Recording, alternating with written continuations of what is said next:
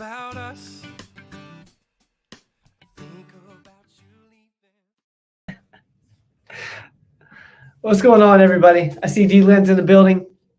What's going on, D-Lynn? Hey, D-Lynn. Roel, what's going on? Well, we're on. We're on, baby. How you feeling, man?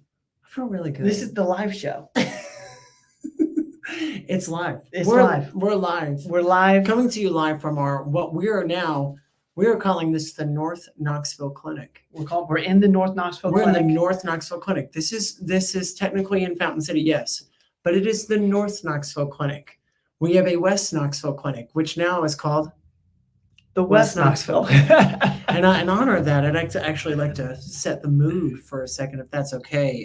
Set the mood for us. Ben and I, whenever I'm in the North Knoxville Clinic, we have offices right across from each other. It's a dream come true. We're trying to see if Kelly can get an office here too, so the three kiddos can come and hang out. But I usually light a candle to set the mood. So this one's a cashmere persimmon.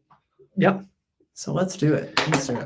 This is what we do. We're setting the mood. We're setting the mood. We Let's see set the mood. Debbie's in Queensland. Debbie, it's 9 a.m. her time. 9 a.m. Where are Wednesday. Debbie? In Queensland, Australia. Debbie, you're a day ahead. I see Everybody gets the worm. we got a couple Texas people in the house. Roel, DPC. Thank you guys for joining with us tonight. Bianca's in his house. Carter, what's up? Oh, Carter. I see Greer's in there with Yes. Jessica. Greer and Jessica, what's going on? Great to see you. Yo, Kelly with the whole family. I'm assuming in my head, Kelly's around the kitchen table and y'all are gathered around the computer with your notepads and learning about. and also too, spelling it with an I. I love that. mean, that's real family right I love there. that. Okay, that's love real family. Well, what's up? Hey, what's up? I'm just hanging out. You know, what's up with you? Do you remember that from is it the 90s music? What's up? I do. The frogs. Was that? Was that the frog? That's the frogs, I think. The beer commercial. I was thinking of Scary Movie 1. Oh. Yeah, but you're right. That's probably right. You're probably right. Carter, I'm going to go ahead and We have answer. fun I'm going to go ahead and answer that, Carter. I do not drink tap water. That was it was like We were worried. a false statement. You mentioned on the podcast. Did I mention it on the podcast? You did on the Cell Core Detox. Oh yeah. Well, It was. Ben's Brita is from It's not great. 1890. It's not great. Ben's Brita is like, it's a relic. It's basically belongs in an antique museum. Hey, okay. It's not filtering. I'm going to tell you that right now. I ain't filtering nothing. We're gonna set the tune here to the tone. All right, so we're taking live health and wellness questions. If you're new here, let us know. Let us know in the comments where you're from, where you're at. Australia? Yeah, Australia's in the building. What? Yeah. Down under? But Okay. Do you know a TV show called Summer Heights High? I do. I love that show. Chris Lilly, are you kidding me? Yes, I love that show. I see. That's my Australian connection. I see Mama Bear's over on Instagram. Yes, Mama Bear, what's B. up? Is our picture good, guys? Are we looking okay? Yeah. I see Connie Lynn's in here. Katie Lynn's in here from Bristol. What's going on? Great to see you guys. Oh yeah. All right. So if you guys got a question for Andy, go ahead and put in the comments. We got a few that came in throughout the week. Thank you guys in advance for anyone who sends us emails with questions. We love that. We love it. Gets the show going. Yes, it does. And what we're going to be on the lookout for comments. If you have, suggestions on things that have worked for you, please put that in the comments. Let's that helps throw us. some softballs here, okay? Softballs. Softballs, not hard balls. And not curveballs. The other thing, I'm going to be mentioning this throughout the night, is we are giving away a free 30-count bottle of Digest Shield. So I'm going to be kind of it's going to be based on participation. It's going to be based on, questions asked or, comments made. I'm going to pick out kind of a fun one, and then we will send you a free bottle of the 30-count of Digest Shield. Listen, Yep. That is the gift that keeps on giving. Yep. Your whole family will thank you for Digest Shield, okay? That's exactly right. I see Loretta's in here. Great question around methylene blue. Yes. Thank you, Loretta. I see Grandma Mary's in here. Grandma, Kiki, I love you. The matriarch, Kiki. We love you. Stan and Cherry, what's going on? Keeks is in the house. Kiki is 88. I'm telling you, they did some we haven't made an official announcement, but we'll be having a new website soon. We will. I don't know if we've said it on here yet. Our website is hot. It's- Okay, it's hot. cool. It's smoking. It is smoking. And we did some pictures with the family, and Kiki, Grandma Mary, She's my looking mom great. and Kelly, our sister. They look wonderful. She's looking amazing. That's aging right there. All right, guys, we are going to get going with the questions that came in throughout the week. Andy, are you ready? We've got the candle We got the here. candle We've lit. been listening, actually, too. I just want to play this out there. We've been listening to my girl, Alanis Morissette. So maybe, you know, everyone who's been in the room with me knows I like to. He's a mood setter. You ask, you learn, ladies and gentlemen, here on the live Tuesday nights. I played that in the room for a patient today, and we had fun. It was good times. Well, there we go. Let's do it. Throw them at me. All right, guys, let's get to it. If you guys got questions for Andy, go ahead and put in the comments, and we're going to get to every single one tonight. I see Frida. I see Lisa. I love it. Thank you, guys. Thank you, guys. We're going to get to those in just a second. I'm going to start with the question around the Dr. Rogers vitamins. All right. Excited to get my Dr. Rogers D with K this week. Yes. This is the first ever D I've had that is not in gel capsule form. Is Ooh. that just the way you chose to process yours? Makes me wonder if past ones were effective at all. That's so interesting. This listener is referring to the Dr. Rogers vitamin D with K, and this is right. The life extension, most vitamin D3 is in gel capsule form. Ours is not. What's your thoughts on this? So short answer is yes, that is the way we chose to process ours. We use a really great, is it Freedom to Formulate? It is. Yeah, It is. Freedom to Formulate is who we use, and they're awesome. We use them because of their quality control. They test our vitamins 3 times. It's all domestically sourced and sourced from Europe as well. And 2, they are super potent. So they're the only really vitamins out there that get you the doses that you need. So in the doses that we recommend. There other brands are much lower doses and lower potency. Oils versus, so it's basically dry versus oil is what you're talking about. So we have a dry capsule of it instead of a gel or oil-based capsule. The vitamin D is not the oil.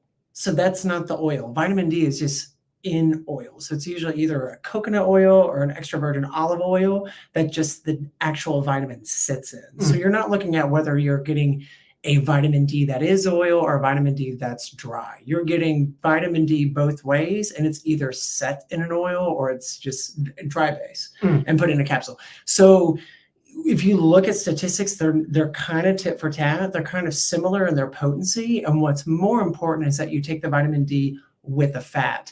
The gels actually come with a fat because oils are fats. So you are getting a fat when you actually take the oil version of it. So I would say definitely take this vitamin D with K with food with some sort of fat too, because it'll absorb better. But as far as potency, which one's better? Did your old ones work? Your old ones might have worked. It depends on the dosing that you use and to the brand, if they did quality control. And you always test with labs. I've tested our vitamins on my labs, and my D's up. It's definitely in the 70s or 80s. And it's on the super vitamin. That's not even on the D itself. That's a D in the super vitamin, which is really, I mean, getting a D out of a multi is great. So that's what I would say. Yes, it was the way we chose to process because of Freedom to Formulate. Sometimes too, when you put things in oils can go bad. Yep. Oils can become rancid. Yep. If you put them out in heat, leave them in your car, sometimes you can't help it. Omega-3 is going to be an oil. So sometimes you can't really help what it comes in. But if you can help it, I think probably the dry has a little bit better shelf life. Our shelf That's life is interesting. 2 to 3 years. Yeah. That's been a question before, is Shelf what life. the shelf life is of the Dr. Rogers vitamins. Thank you in advance for That was a for great this one. And thanks question. for ordering. And I'm going to go ahead. I'm going to put this up here just for those who are interested. We're going to probably be talking a lot about the vitamins tonight. If I can find it here. Yeah. If you want to get any of the Dr. Rogers supplements, it's on Shop. performancemedicine.net/shop. You will make Katie's day. You will make Katie's day. You will make Yep. Katie's day. No question. Do it for No. Katie. Do it for us. Do it for Katie. I love it. All right, let's get to the next one here. This is a cancer question. I saw Dr. Rogers last December after receiving a breast cancer diagnosis. I have now completed a lumpectomy, chemo, radiation, and am set to begin a hormone blocker in a few weeks. I am very anxious to begin something holistic, supplements, etc., to help prevent a recurrence of the cancer. I currently practice a ketogenic diet. Currently, I have begun with IV vitamin C, so the high-dose vitamin C at the Kingsport office, and have completed 4 infusions. Might That's he great. have any other recommendations to get me started? What's your thoughts on this one for this listener? That's really good. First off, I'm sorry that you went through that. Breast cancer diagnosis is no fun. And 2, you seem so proactive about it. So 2, you've gone through several different treatment modalities. So you've done all 3. So basically the traditional ways of getting rid of cancers are going to be surgical removal. So that's a lumpectomy. You're taking out the lump that has cancer cells. And then you're doing chemo, so that's kind of a chemical that can get it out, and so it's something to actually just kill it. Like if you're putting a chemical on something you want to clean off, and then radiation is you're burning it. So 2, we're doing all 3 of those, and then 2, you're also doing some holistic or functional approaches to it and starving cancers other ways. Remember, cancers are an abnormal growth of cells. A growth of abnormal cells that you don't want, and they impede function. So 2, you want to starve those cells, but you also want to feed the other ones, the good ones. So that's kind of what vitamin C does. Vitamin C is a huge immune boost, and it can also get rid of free radicals, which tend to be cancer lovers, is free radicals, and it helps get rid of those free radicals, and it kind of helps protect your other cells. There's controversy about whether or not that actually kills the cancer cell, but that's definitely you want to do in conjunction with as complementary treatment to cancers, if your oncologist is okay with it, or post-chemo radiation in a remission stance. And then 2, the ketogenics. So cancer loves sugar, and ketogenic is basically no sugar. That's Right. 20 grams of carbs or less, carbohydrates of the mother sugar. So you're doing everything. You're killing it. I would say 2, what he's probably going to talk to you about or encourage you is looking at fenbendazole or artemisinin. So those are 2 naturally occurring compounds that you can get that kind of that actually kill cancer cells. There's one particular protocol. If you look on our website and you look up fenbendazole, there's going to be several articles about particular dosings that you use. They're not prescription. They are something you can get online. I would probably recommend talking to him first before you do it to get the exact dosing you want. And it might be for you. It's going to be very specific to you, but that's something that's going to happen. I will tell you right now, though, just to give you peace of mind, you're freaking killing it. Yeah. Like you're killing it. I would continue doing exactly what you're doing. I would also do as much as you can to de-stress and drink water, to appreciate life, to get involved in community. Also, too, to be in the frame of mind that you don't have cancer. That's a huge frame of mind. Your mind can create a lot of things. Yeah. I had a patient recently tell me that he, not to give specifics about it, so we'll be as non-specific as possible. I'm sorry, I told you I wouldn't shake the That's okay. That's I okay. did my knee and I shook the camera. Ben told me not to do that. Sorry, but man, I got restless. I had a patient tell me that he had a family history of a certain diagnosis. And when he kind of got a symptom of that diagnosis, a very, very low grade symptom of it, he prayed for something different. I'm just telling you, man, this is just his words, not mine. He prayed for something different and he got that something different. Still not a great diagnosis, but still he got that something different. And he told me, he's like, I don't know whether or not I should be thankful that I have it or I don't. It's just interesting what your mind and your brain and your focus can do. So right now, I would say, like, thank God you've gotten some amazing treatment. You're staying on top of your stuff. Fenbendazole and artemisinin are probably going to be part of your treatment protocols, and I would talk to him first. And then, but be on the lookout that that's probably what you're going to do. And there is a more like in remission dosing versus an active cancer treatment. And 2, with what we do is that's a complementary, not an alternative treatment to cancer. It's a complementary to the traditional stuff. Yep. Because so you do not want that to spread into your lymph nodes and become metastatic and get to other organs. That's a great question. I hope that helped. But also I want to tell you, like, hear it from me. That's awesome. Yeah. What you're doing is awesome. Sleep, de-stress, go do something fun. Like you just went through all this stuff. Like go do something fun. You should go to Dollywood. I went to Dollywood last weekend. You I should love go to that. Dollywood. Yeah. Maybe that's not fun. That's not fun for you. Well, but still, I like what you're saying is so true, and I'm glad you're bringing up that point of the power of the mind, and one, just encouragement for this listener that you're doing everything right, and I hope Andy gave some great tips there as far as a few added things you can do. So I hope that's helpful. That's awesome. That's awesome. Thank you so much for that Thank question. you for that question. Ange, great answer there. Thank you for that. I see Brandon's in the building. My man, Brandon's in here. What's up? What? Oh, B. I want to give a special shout out to big. Brandon for introducing us to Lisa. Lisa's in here. Lisa. We got to know Lisa through Brandon, so thank you so much. We're so blessed to be a part of y'all's family, and I hope you're at Don Gallo right now. Having a quesadilla. That's what Brandon. We're gonna have to talk about Lilu. I know. We're gonna have to talk about Lilu. He didn't like it. He didn't like it. I loved it. I know. I loved it. I could be there right now. En français. All right, let's go. I love this question here. I am a 62-year-old woman who has been generally healthy, no prescription drugs, active, with normal weight and moderate regular exercise. I believe I have PMR, polymyalgia rheumatica. That was pretty good though. Polymyalgia rheumatica. PMR. I have currently been suffering with all the PMR symptoms since February 1, 2024, I'm sorry. and have had COVID and then being in an accident. The suggested treatment for PMR is using corticosteroids.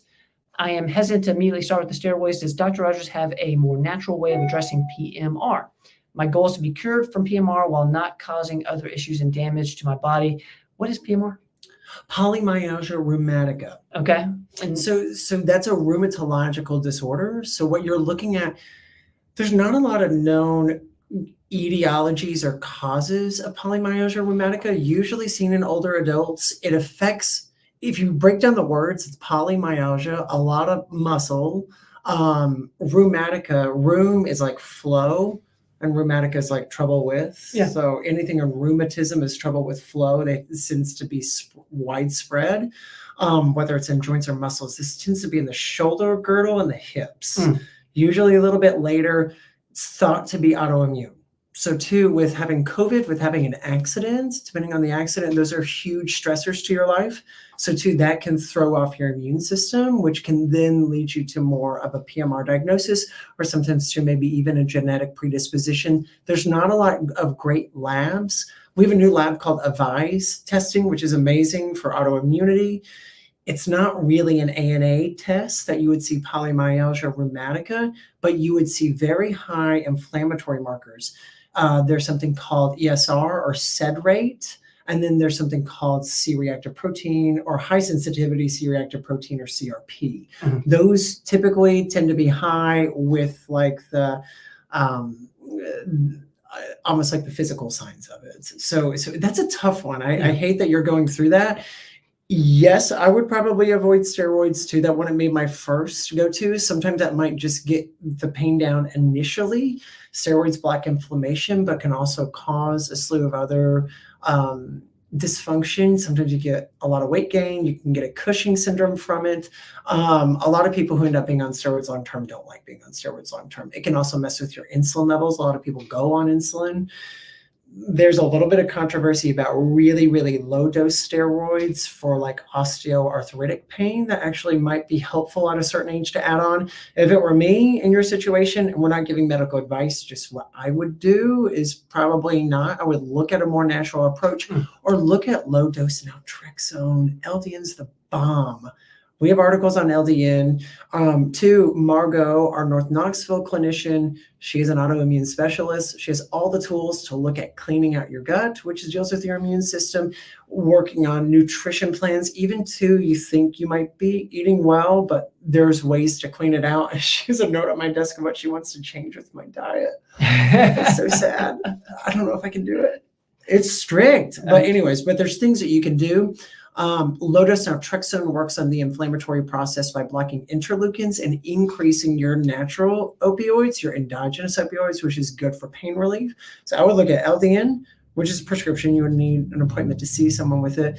And then anything within the natural inflammatory process, which is cleaning out the gut, which is cleaning up nutrition, and then also to even like curcumin, turmeric in high doses. That's a very natural anti-inflammatory as well. Great question there. That's a good one. I'm That's a good going one. to put this up just for some encouragement, and I want to thank Kelly in advance for this. Kelly saying, I met Andy a few weeks ago at the West Knoxville location, Yes. got started on LDM for Derkham's lipomas, and has helped drastically with the nerve patch. It's really, thank you. That's awesome. That Thank is you. awesome. Uh, I'm so that you're so welcome. Kelly with an I. We Yeah, talked about that. and man, LDN, I tell you what, especially with a lot of the autoimmune stuff that we've been talking about recently. Actually, let me just do a quick little. See, I don't have it in here, but we put up a video today on a VISE testing, Yeah. which is super, super cool, especially for those who just have been. I'm sorry. God, I have long legs. I have long legs. If A you lot of hair and long legs. you know what, you're a good looking dude. Hey, Ben, You're a good looking dude. Ben, thank you. You're good looking too. Look at that hair, Ben. We're Okay. gonna get some volume in it. I mean, your volume is good. Ben has straight hair. Like, look at that. I then do. This is very curly. We don't know what happened with that. But Robin has a really great dry shampoo. Yep. You might benefit from it. Well, do you mind telling everyone about Avise real quick? Yes. Yes. Your hair looks great. Yes. Thank you. So Avise is a 2-tube test. It's amazing. It really, it's called, their basic slogan is, I don't know what I have. And it goes through everything. So I found out that I'm positive for some markers I didn't know I was positive for. Previous markers that I have been positive for are now negative because I've been on this parasite cleanse. And two, it kind of set me up. There's a particular marker on there for seronegative, which means RF negative, rheumatoid arthritis. It's something called anti-carp, and I'm positive for it. Doesn't mean I have it. It could mean that I could develop it if I don't stay on low-dose naltrexone, something I'm already doing. Really pay attention to nutrition. Kind of when you get one autoimmune disease like type 1 diabetes, you are predisposed to a lot more. So this Avise testing tells you a ton. It tells you ANA, but it breaks down everything. It's very specific for lupus. That would be something that if you're like, if you have a hunch that you might have lupus, that's something that, yes, I would test for. If you're like, I don't know what I have, but it feels autoimmune, I would test. Even with PMR, I think that's a great test for you to see, am I positive for anything else that might be PMR? Rheumatology usually has very widespread testing. There's over 106 autoimmune diseases. It's very hard to nail down which one people have. But this is a good way to do it. If you have insurance, or even I think if you don't, there's a way. The programs that they have to get this paid for, it's either like $0 or $95. It's 2 tubes and it comes back in 5 days. It's incredible. It really is. Margot and our North Knoxville clinic, that is our test she does. So we draw it in North Knoxville, which too, if you draw it in North Knoxville, if this is of interest to you and you're in the Knoxville area, or you have a friend that would be interested in it, they usually schedule appointments to get it drawn. Just call the North Knoxville clinic. In fact, just call the North Knoxville clinic anyways, if that's something of interest for you. We're also drawing it in the Tri-Cities in Johnson City. And kind of letting us know you want this done is helpful so that we know exactly what we need to draw for it, because there's different things you can test on it. Got it. So I would call. Super interesting. Thank you for that. Now, and speaking of hair, we're gonna get to a hair question right now. Would happy healthy hair be okay for anyone to take even if they don't have high DHT level, but just great for hair maintenance? Wasn't sure if the DHT blockers could be bad in that situation. Let's see if okay. So that there's the question right there. I didn't know if I had an ending there.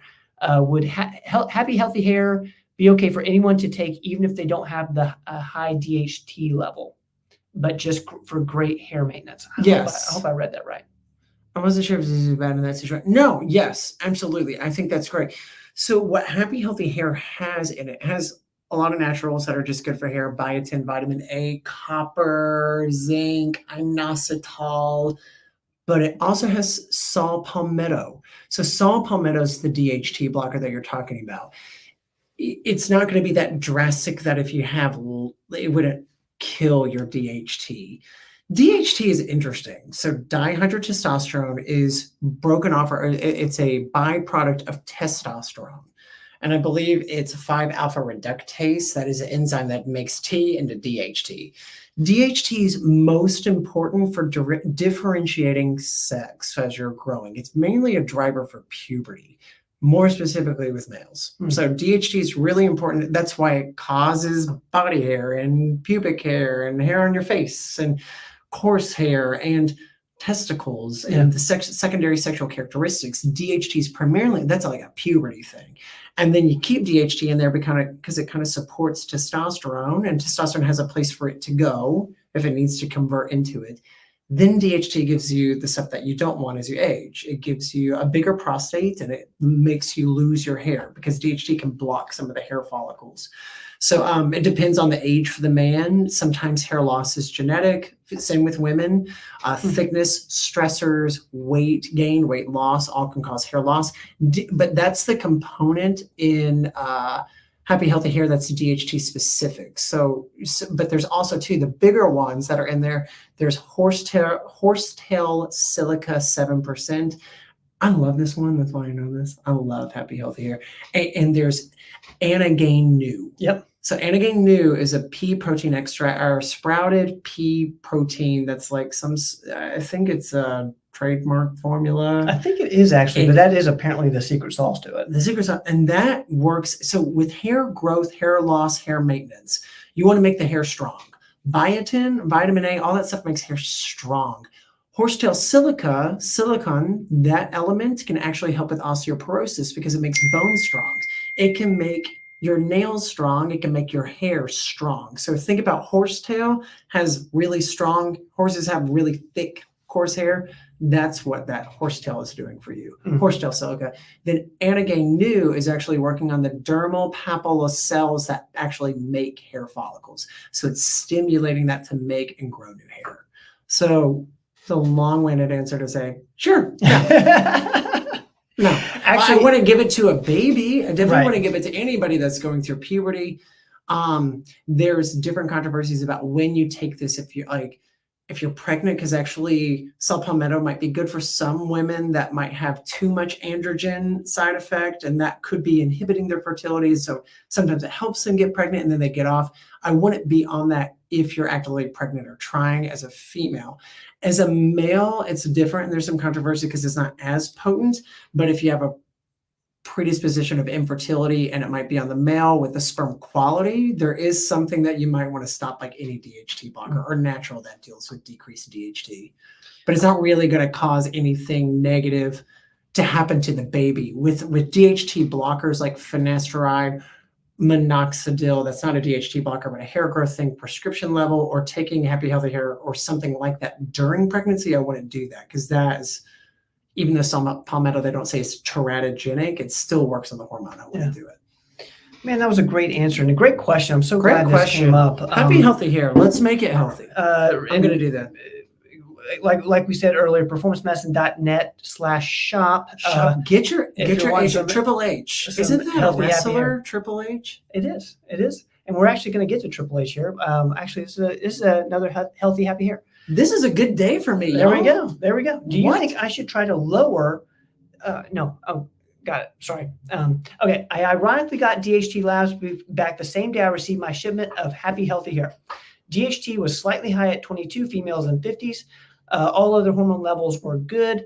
Do you think I should try to lower that DHT? It was only 10 a year ago with Healthy Happy Hair to get it back to less than 20, or slightly lower my testosterone BHRT dosage to lower overall testosterone if it was at 62, thus less converts to DHT. That's interesting. That's a really good question. Kind of depends on what you want to do. I'd say that's there's no rule in there. It depends on what you want to do.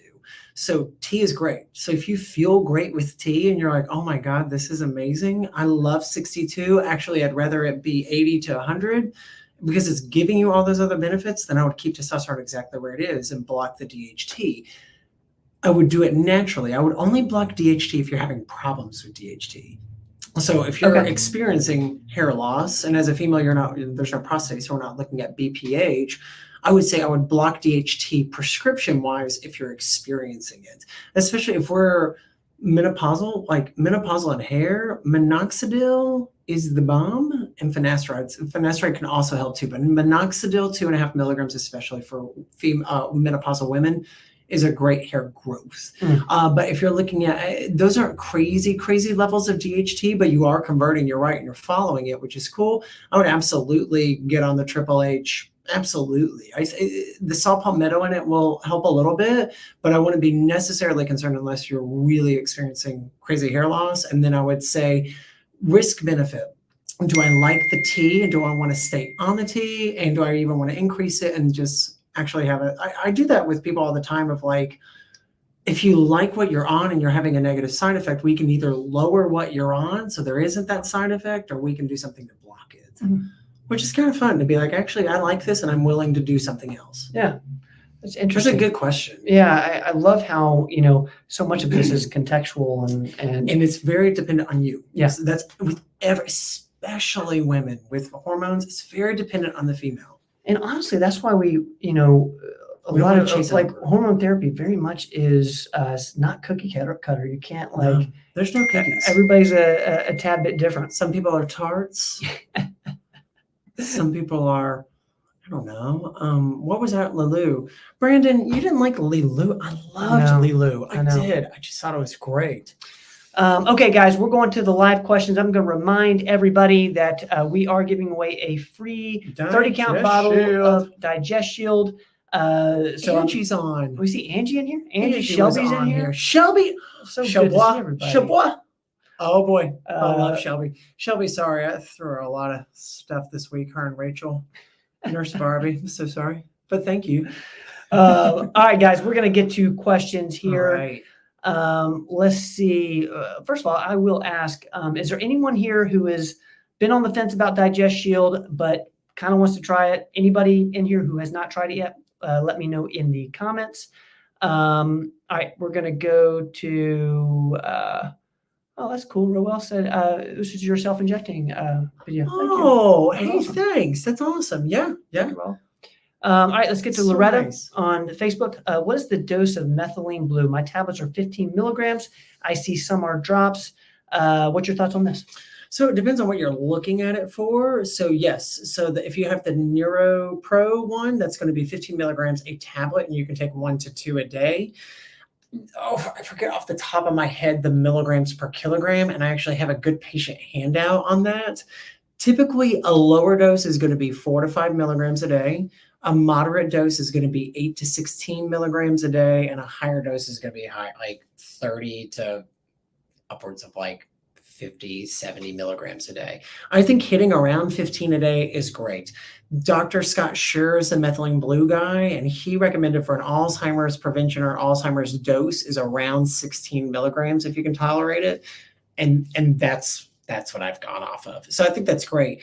Drops, the drops that we use are, I forget the exact brand name of them, but they're pharmaceutical grade. NeuroPro Plus. NeuroPro Plus is the tablets, the liquid's different. I think it's BPH Right there. Pharmaceuticals. Right there. Ladies and gentlemen, asking you shall receive. There we These go. are the drops. Is that BPH? Yeah. BPH, methylene blue, 1% USP. Yeah, and you want it to be pharmaceutical grade. If you're getting this online, each drop is 0.5 milligrams. So that's drops would be 0.5 milligrams. I do about 32 drops a day. And sometimes too, I'll tell you what I actually do. And this is just my personal way of doing it, is if I feel something coming on, like I feel a whoop coming on, a whoop coming, whoop, and you don't feel good, like I double it that day, and I double it for a couple days. So I'll do 32 drops and 32 drops, and literally probably in a day or two, I feel great. That's what I do. If I feel, ladies and gentlemen, if you feel a whoop coming on, Get a little methylene blue. double it up. And quick little pro tip here. You can see this is on my desk.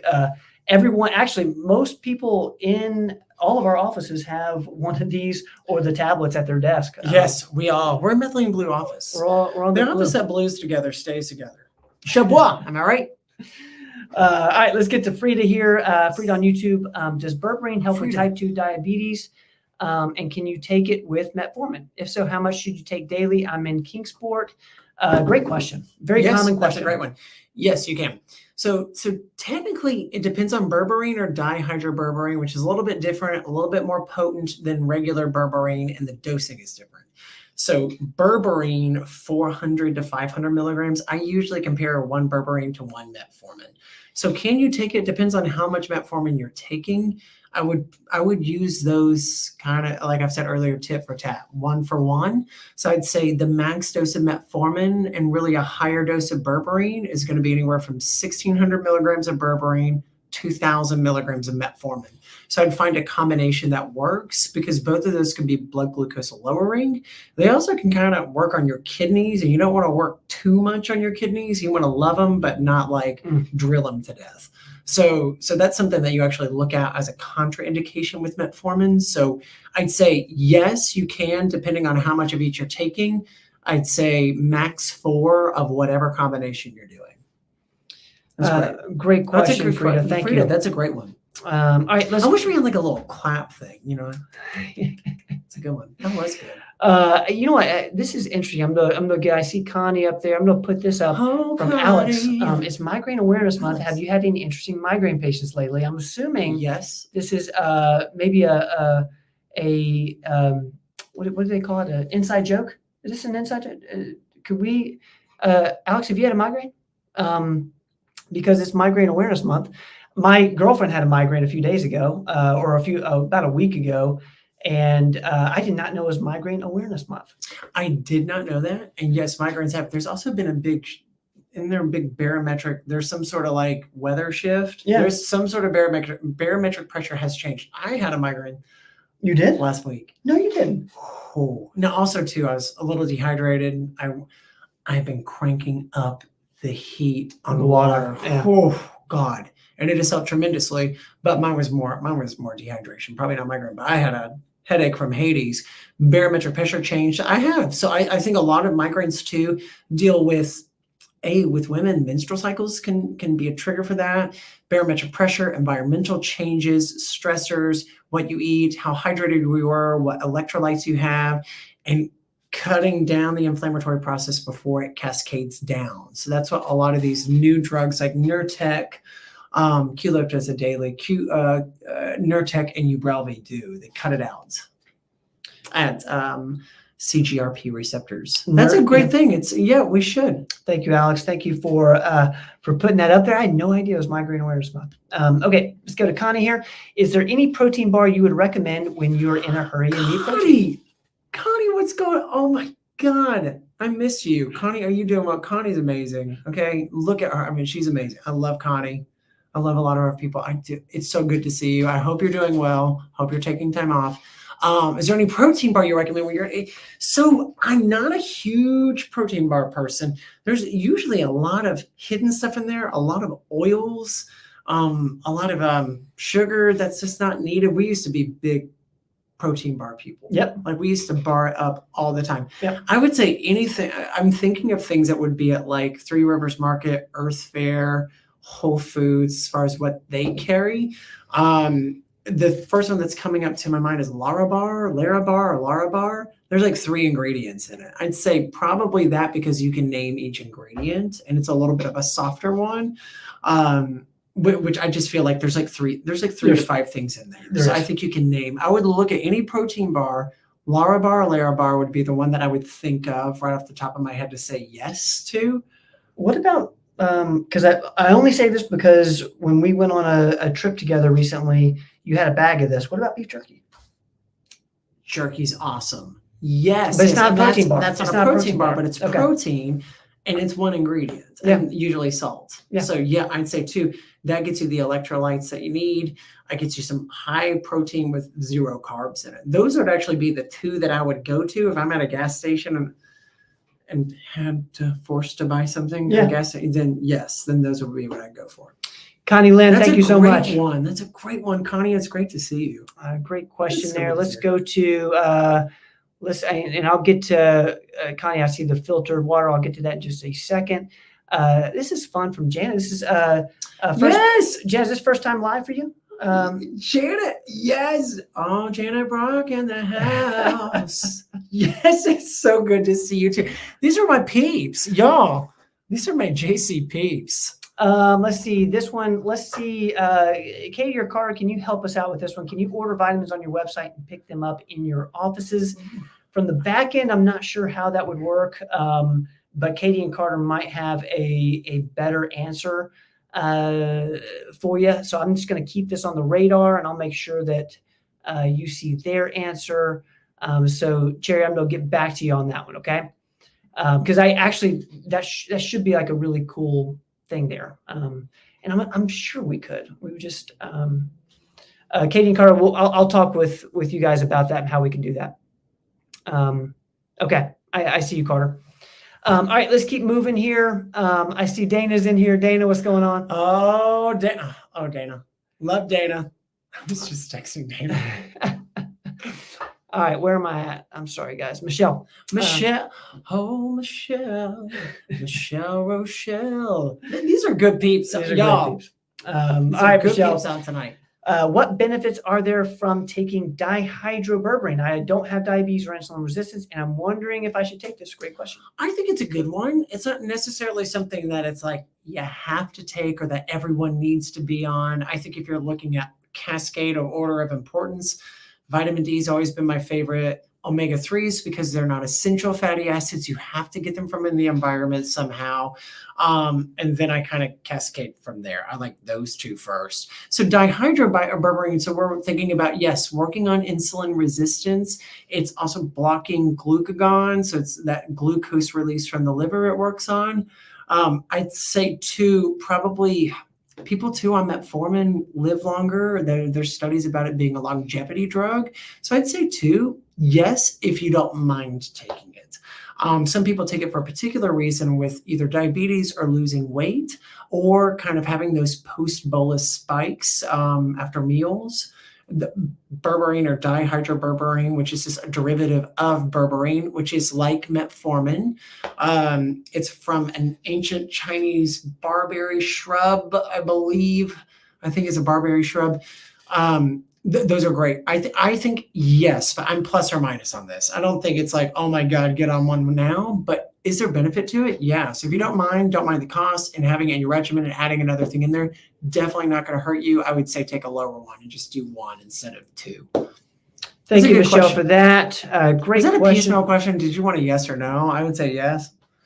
Sorry, I feel like sometimes that it's like, No, I don't know. It depends. I think so much of it depends on what you want to do. Yeah. And I would tell you if it's yes, everyone and their mamas. I think D and omega-3s in some shape or fashion, yes. But honestly, man, like I love the way you explain it because one, there's a bunch of people listening here, and you just help a lot of people, recognize how berberine works. So thank you for that. Do you guys, don't you all appreciate that? That was a freaking awesome answer, and I really appreciate it. And Michelle, I appreciate your question, man. I really do. All right, let's get to Lisa here. I love this question, Lisa. Oh, Lisa. Would you consider showing the nutrition label of the vitamins on the shopping page so one can read the amounts of various minerals and vitamins? Yes. Yes. One thing that, like, with the new website, this is one of the first things Super that sexy. we did.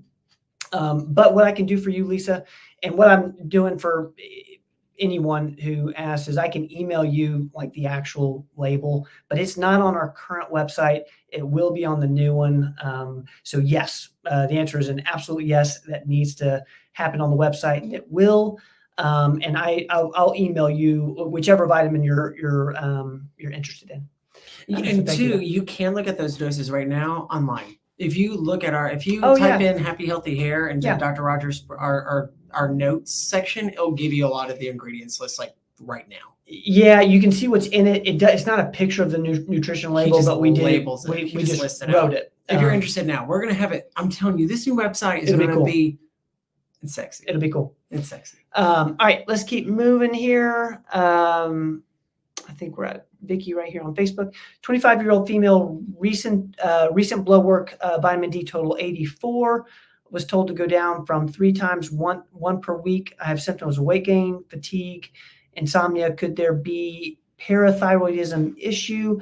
I hope I read that right. Did I read that right?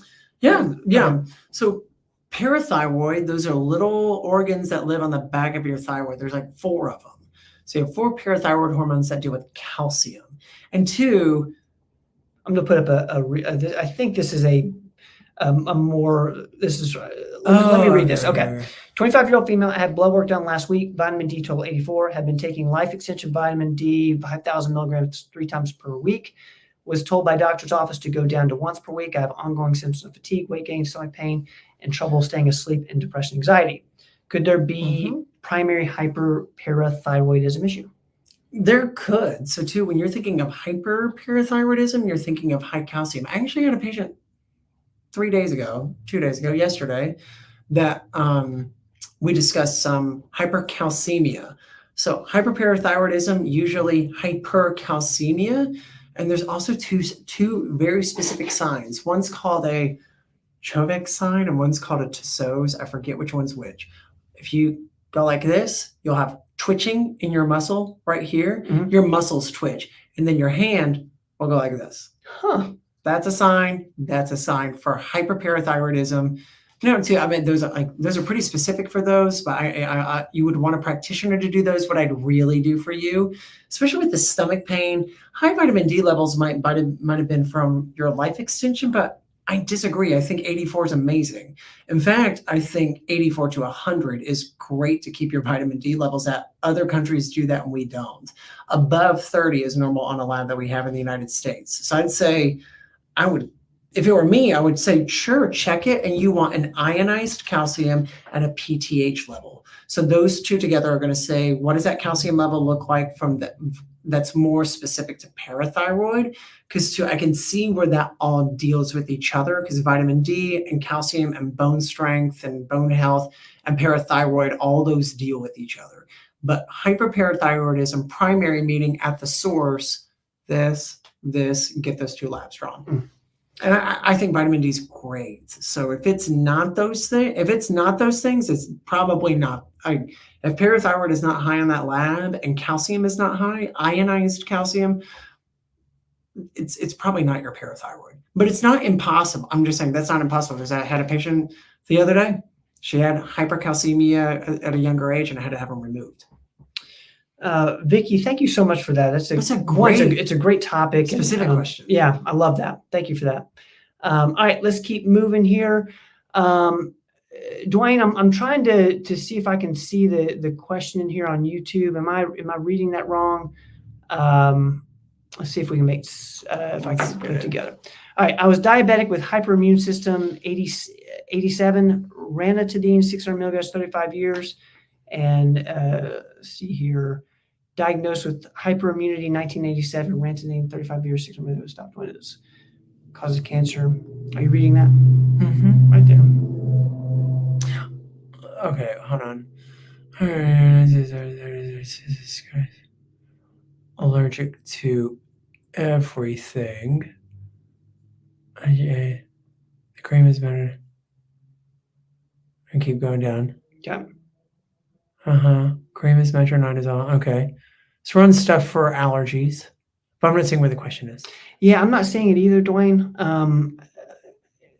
It ends with IgG, IgA, IgM. I'm not seeing that, Dwayne. If there's a question there, go ahead and put it. I'll be looking for it. My feed keeps updating, so I'll be looking for that, Dwayne. If we can get to a question there, then we'll answer it for you. Okay. Thank you, Dwayne. Over here. I'm gonna keep moving. Let's get to. I'm loving this. We're seeing a lot of Digest Shield comments. Thank you guys. As we mentioned earlier, we're giving away a free 30-count bottle of Digest Shield. I'm gonna kind of base it on questions and comments.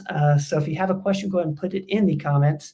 Let's get to Deborah here on Facebook. Can a 90-year-old diabetic taking Coumadin take methylene blue? So yeah, I would. Yeah. So it's not going to be methylene blue. Coumadin's a blood thinner, so I wouldn't say that it would interact with that at all. Really, the only interactions that you're going to see is with high-dose methylene blue, usually in IV form. So I think it's super safe to take.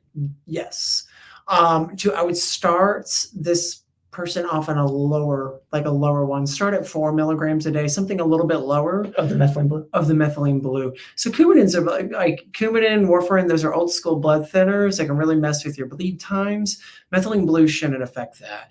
Really, if anything, you're thinking negatively affecting, you're thinking of serotonin and norepinephrine, sometimes with hypertension. But that's really with IV or super, super high dose PO for a long time. It's a good question, though. Thank you, Deborah, for that question. Let's get to Elena here on YouTube. Can thyroid problems cause kidney stones? It's not something that normally comes up with it, but sure, it depends on what you're talking about. I would say yes. That's not something that's usually directly correlated. I'm thinking of kidney stones actually more with the parathyroid. So you're thinking of hypercalcemia. So maybe with the hyperparathyroid. So kidney stones, usually the number one, like 90% of kidney stones are calcium oxalate. Okay. So it's going to be with like calcium intake. A lot of it's nutrition. A lot of it, people are just predisposed to kidney stones. Thyroid, though, deals with metabolism. So I can see it like optimizing your thyroid, having a lower risk of getting other things because your metabolism's working well. I don't think that's direct cause and effect between those two. I would say probably more hyperparathyroid because it directly deals with calcium. And that's mainly what kidney stones are. If you're dealing with kidney stones, I'm sorry. That sucks. That sucks. I'm sorry. Those are difficult. Those are super, super difficult and painful. So I'm sorry you had to, if that's what you're dealing with. Elena, thank you for that question. I'm looking for, I saw the question I was on, and now I'm completely lost. Let's see if I can find it. Here we go. Shelby's question, and they'll get to Sarah. What do you think of hydrogen water? Is there benefits? And then we'll combine that with what water filter you like, because I saw Connie Lynn's question. That's an interesting question. I believe the big hullabaloo about hydrogen water is that it can match a certain pH. And so that it's absorbed better if the hydrogen's in there because you have a very acidic environment. My personal opinion, this is a really great opinion, or a really great question. I don't know enough about a direct studies that say is hydrogen water, is alkaline water, is reverse osmosis water, is filtered water, is spring water. I'd say the most natural version of water that you can get without the impurities. So sometimes there's actually a website that you can get on. There's a lot of free springs that you can literally just take a jug to. And I like filtered water. You're trying to get the stuff that towns and cities are putting in the water, like fluoride. Even though fluoride, there's controversy about whether or not fluoride is really great for mouth development, especially with baby teeth for kids. I'd say, do I think of hydrogen water? It's not something I go for. I like a spring water or something for like in a Berkey, like a reverse osmosis water. Technically, I did at the A4M, they did talk about water. Yeah. She said to structure your water. Structuring your water is literally taking it and sitting it out and letting the sun hit it. That it makes the molecules of hydrogen and oxygen bind better together. Interesting. So that would be what I would say is like, and even too, if you kind of look within Asian cultures, they drink warm, like room temperature water. They say room temperature water with lemon is more easily absorbed and really great for the gut, and not super frigid water. If you actually give, there's like YouTube videos on this. If you give plants really hot or really cold water, the plant like dies, or the plant can become angry and get red. So super cold water is honestly not very good for you. It's not very digestible. So probably the purity of the water. So hydrogen water is going to be very pure. So that's probably a good option. And that would be the benefit that I would see. I would probably make sure that it's closer to room temperature and set it out so that sunlight can see it. Because if we're thinking about like 2,000 years ago, we didn't have any filtering system. Right. But we also didn't have any toxins. Then 2,000 years ago, well, and then we did because then we put, feces and water and stuff like that for bacterial infections. But so the cleaning systems that we have now are a lot of because we just have a lot of people now. Right. So a lot of that, and it's good that we have clean water. I don't want to say that's a bad thing that cities try to clean up water. I think that's a good thing because we have 8 billion people in the world. But when we didn't, we weren't making sure the water was hydrogenated. We were just making sure that the water came from a clean source that was running water and saw the sunlight. So is that an okay answer? No, I think that was a wonderful answer. Real quick, can you add a water filter that you like? Is there any? Berkey's probably top of the Berkey's, line. okay. Berkey is top of the line. I use Brita. Brita has controversy. Ben's water filter from the Stone Ages. There's a lot of sediments in it. I'd say any water filter is probably better than just getting it from the tap, especially if you live in the city. Or two, getting like Culligan spring water. That's what we carry at the office, is like a Culligan spring brand. Those are really good too. And even just having your own water tap in. Some people do reverse osmosis or a water filter like for their whole house, which is really cool. I think it's cool. All right, let's go to Sarah. If you are prescribed progesterone to take days 12 through 22 of your cycle, but go 2 months without a cycle, when do you take the progesterone? It's a great question. Oh, so yeah, that's a tough one too, because if you're having irregular cycles, I'd probably see what's causing the irregular cycles. So fixing whatever that underlying cause is.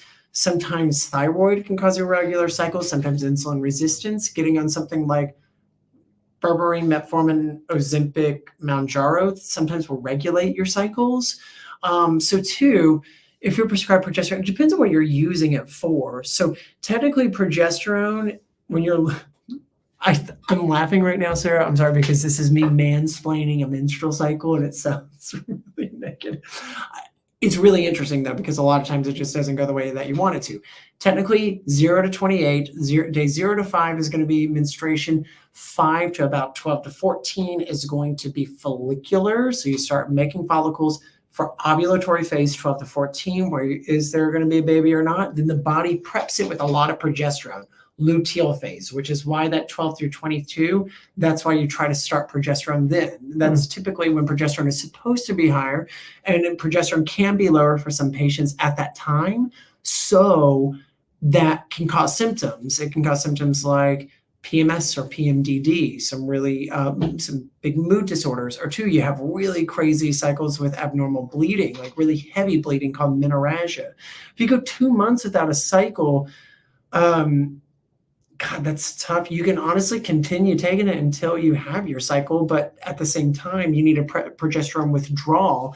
I'd honestly look more at the causative agents as what is causing that. Some women continue to take progesterone and they just do it continuously and then stop when they notice a bleed. But if you're not, something is causing that not to bleed. So usually two causative agents for young women are going to be, for young women, it's going to be like a PCOS, insulin resistance, or thyroid dysfunction. For older women, it's going to be perimenopause. So if we're looking at the opposite end, when we're getting closer to a menopausal range, then taking it continuously is probably fine. Sarah, thank you for that. That's a good question. That's a difficult one. It would depend on your particular. I would want to find out more. I would want to ask follow-up questions. Let's get to D-Lynn here on YouTube. Husband diagnosed with FIMA had not been diagnosed with rosacea. He had not been diagnosed with rosacea. Gave him some cream. Your thoughts? Can't find the video on rosacea. The cream is metronidazole, 0.75%. Ben, you're doing great.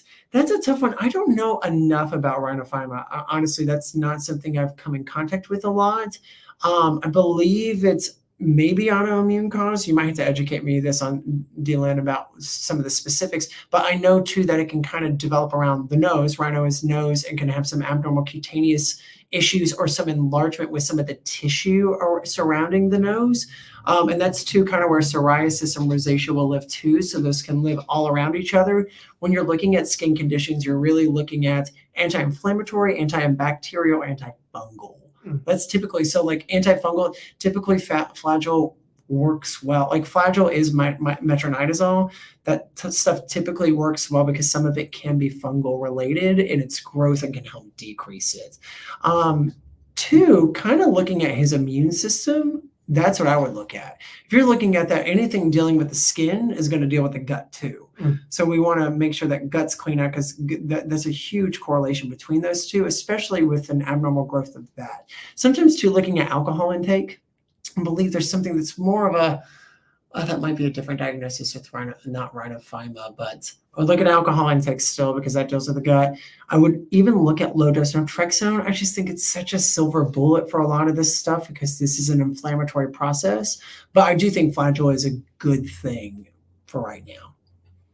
All right, That's a good one. I need to look up a little bit more about that. Thank you for bringing that up, D. Lynn. We're going to keep moving. I'm going to get to as many as we can here in the next couple minutes. Let's see where I'm at. I want to get to Roel here. And I see we got some people on Instagram. I'm going to get to that in just a second. Thank you guys for the Instagram people.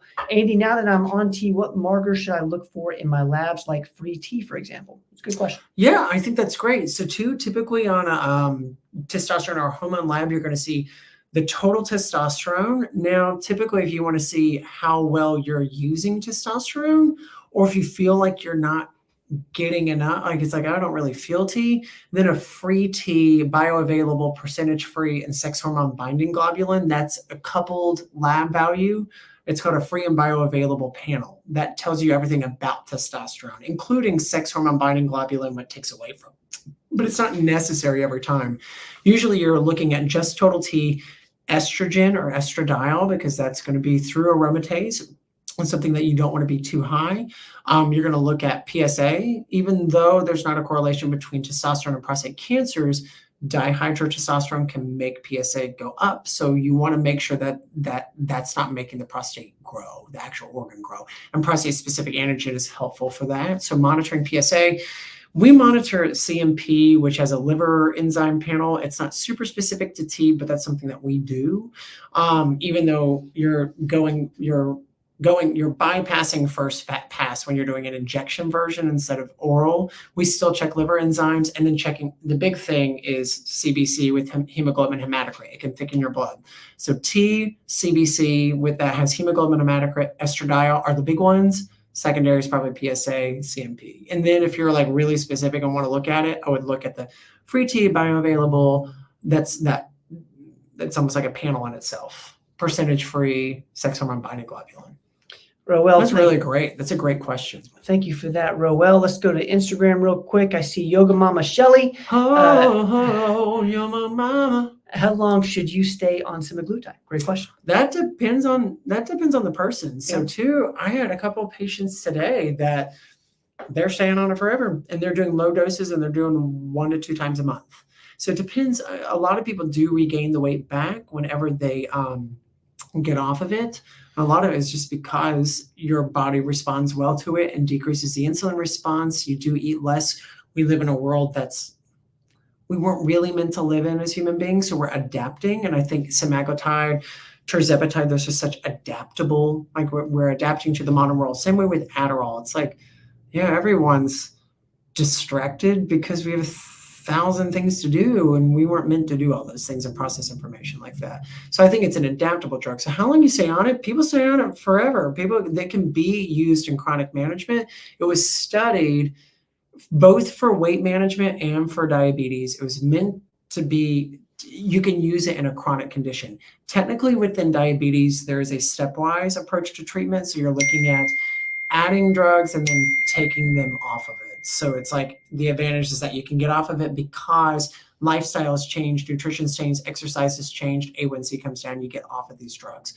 Is it safe to stay on? Yes, if you're not having any of the crazy side effects with GI upset, if you're not having, like I talked to an anesthesiologist the other day, if you're not having any food stuck in the belly, like if you're not having delayed gastric emptying, then staying on it, I think is a good thing if it benefits you. There's a study today that just came out about semaglutide as the new statin for cardiovascular disease. They studied Wegovy with people without diabetes who were overweight and they had one other comorbidity, maybe hypertension.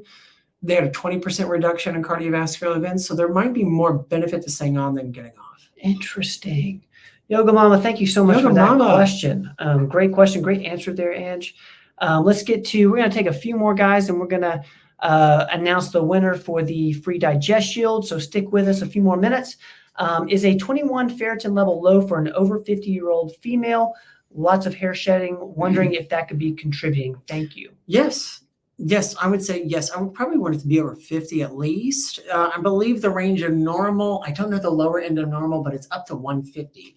Ferritin is a 3-month study. It's like the A1C to glucose. It's your iron stores. So I think that's super important, especially to hair. Absolutely. So yes, I would want those stores to be higher. Women just have a much higher chance of having iron underload or iron deficiency rather than iron overload.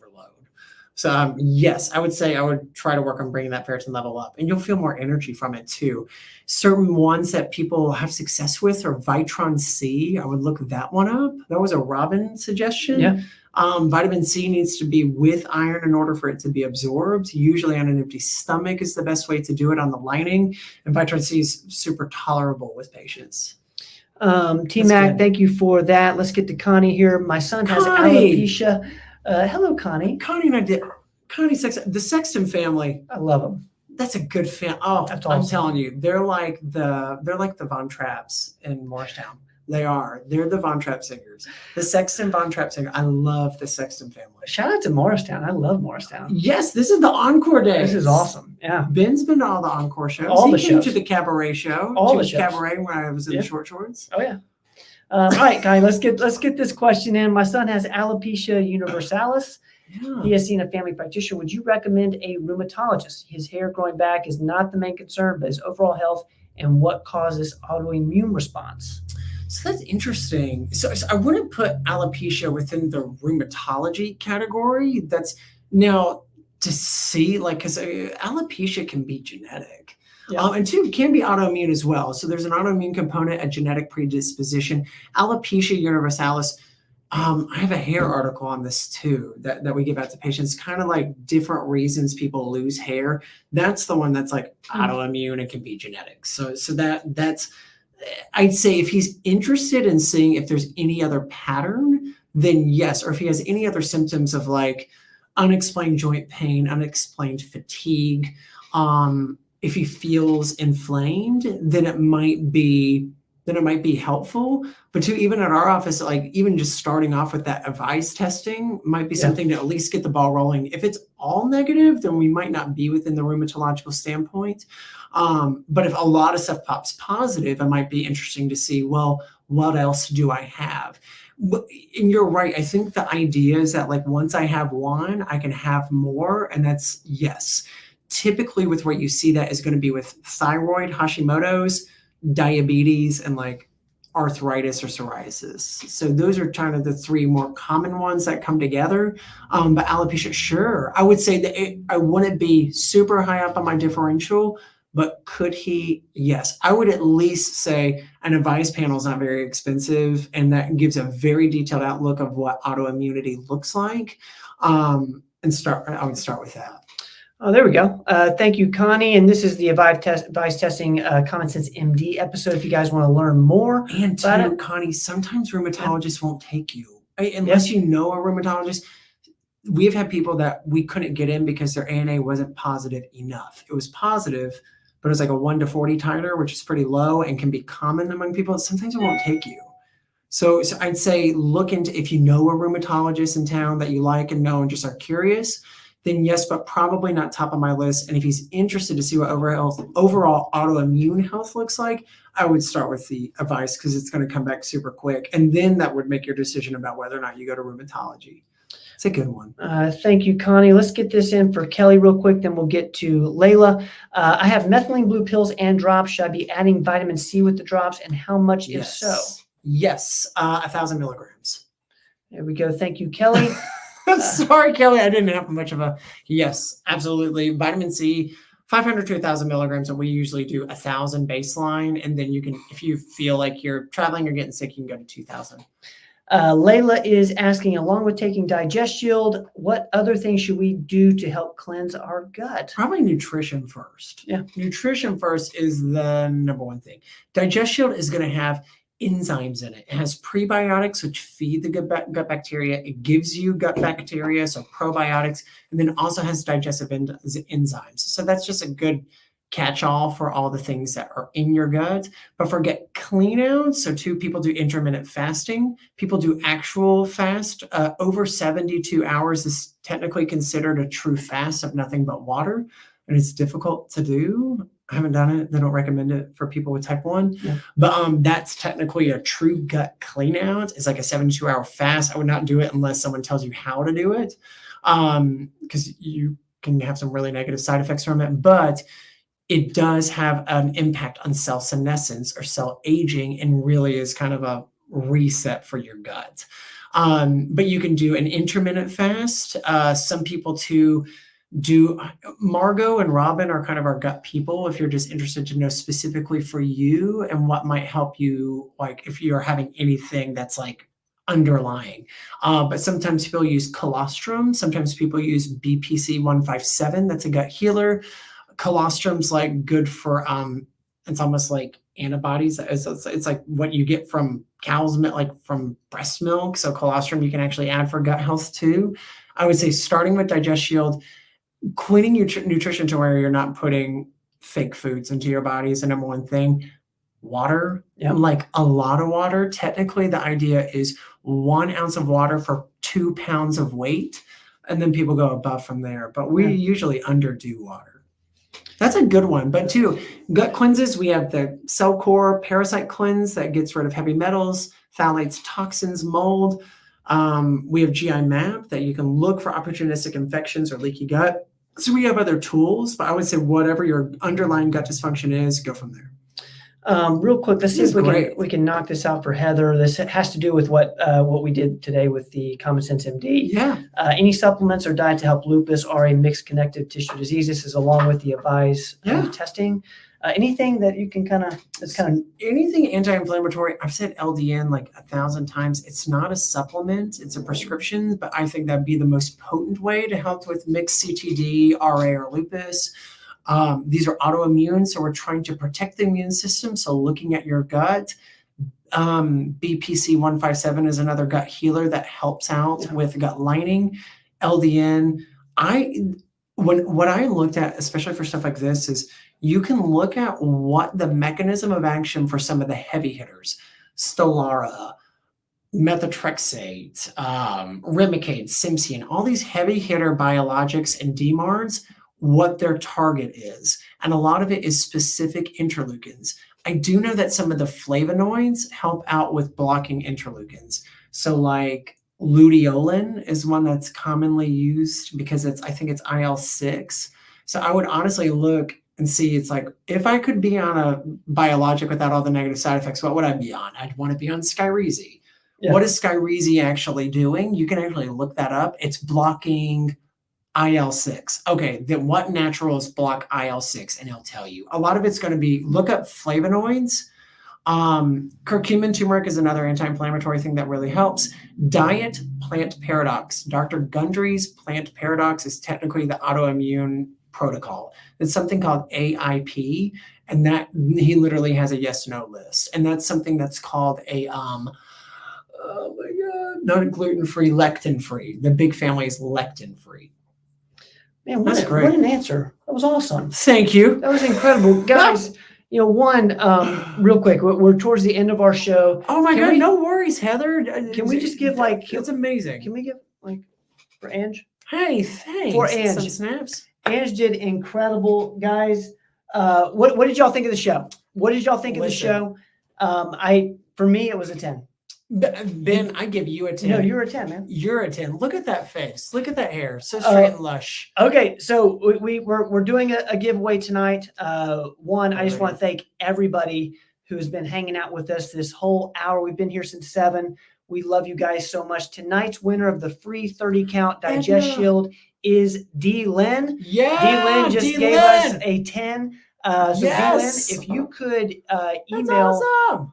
Katie at performancemedicine.net, tell her that you won the free 30-count DigestShield tonight. I will confirm it with her, and she will send you a free bottle of DigestShield. D. Lynn, you're with us every single week. We appreciate Congrats, you so much. That's awesome. May the DigestShield be with you. There we go. Oh, Our look at babies. That. Look at that. Our babies. Oh, my Todd and my Scrappy. Ike and Izzy. I've been in Knoxville a lot, and I miss Scrappy and Todd so Look at the crew. That is incredible. There's me. Thank you. Guys, we appreciate y'all so much. Y'all make this show incredible. And for that, I'm going to put this up real quick because I'm in a mood. We had so many people who hadn't tried DigestShield yet. I'm going to do this real quick, so don't order yet. I'm going to put it on our website. It's going to be 10% off. You can go to that vitamin store right there, performancemedicine.net/shop, or just scan your camera over that store. Give me 5 minutes. I'm going to do a quick code, and I'm going to post it up here for you guys. It's going to be 10% off for those who are interested. If I can find my, there we go. Let's do this. I'm going to make it this 10.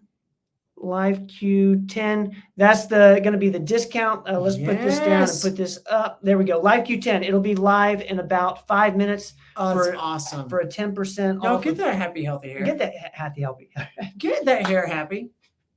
I love it. I get Connie Sixon was on here. I love Connie. That's I love awesome. everyone on here. That's The Von awesome. Trapp family. Whew, they can sing.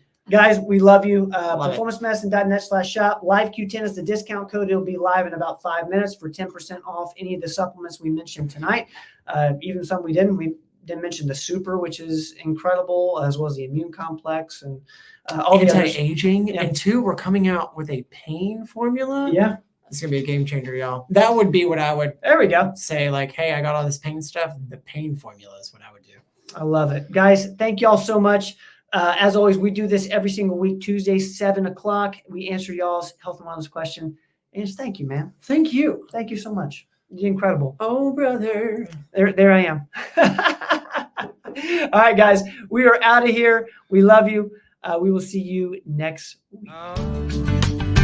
Don't go away.